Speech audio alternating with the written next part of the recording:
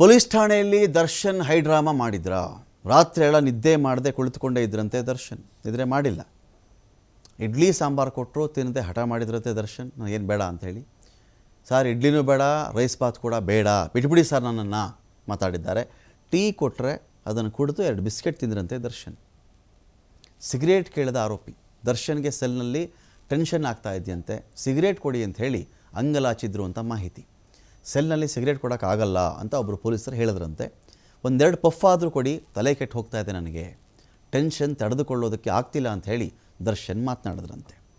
ದಮ್ ಕೊಡೋಕ್ಕಿದು cafe ಅಲ್ಲ, cell ಅಂತ ಪೊಲೀಸರು ಹೇಳಿದ್ರಂತೆ.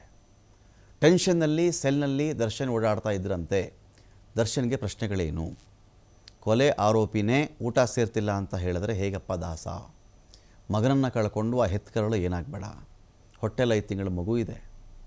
ರೇಣುಕಾಸ್ವಾಮಿ ಹೆಂಡತಿ ಹೊಟ್ಟೆಲಿ 5 ತಿಂಗಳ ಮಗು ಇದೆ. ಏನಾಗಬೇಕು ಮಾಡದಿ? ಮನೆ ಆಧಾರವನ್ನೇ ಕಳ್ಕೊಂಡ್ಬಿಟ್ಟಿದ್ದಾರೆ ವೃದ್ಧ ದಂಪತಿ. ಮಗ ಇಲ್ಲ. ಎಲ್ಲೋ ಇಲ್ಲೇ ಕೆಲಸಕ್ಕೆ ಹೋಗಿ ಬರ್ತೀನಿ ಅಂತ ಹೇಳಿದವನು ನಾಪತ್ತೆ. ಫೋನ್ ಆಫ್ ಆಯಿತು, ಆಮೇಲೆ ಅವನು ಆಫ್ ಆದ. ಮೊದಲು ಫೋನ್ ಆಫ್ ಆಗುತ್ತೆ, ಆಮೇಲೆ ಅವನು ಆಫ್.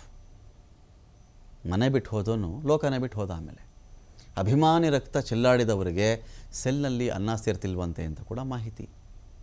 ಅಂದರೆ ಯಾಕಿದೆಲ್ಲ ಇಲ್ಲಿವರೆಗೂ ಯಾಕೆ ಬೆಳೆಸ್ಕೊಂಡ್ರು ಅಂತ ಕೂಡ ಒಂದೊಂದು ದೊಡ್ಡ ಪ್ರಶ್ನೆ ಕಾಡುತ್ತೆ. ಎಲ್ಲವೂ ಇದ್ದು ಏನೋ ಕೆಣಕಿ, ಏನೋ ಕೆದಕಿ, ಯಾರೋ ಈಗೋ ಸ್ಯಾಟಿಸ್ಫೈ ಮಾಡೋಕ್ಕೆ, ಪವರ್ ತೋರ್ಸೋಕ್ಕೆ, ಖದರ್ ತೋರ್ಸೋಕ್ಕೆ,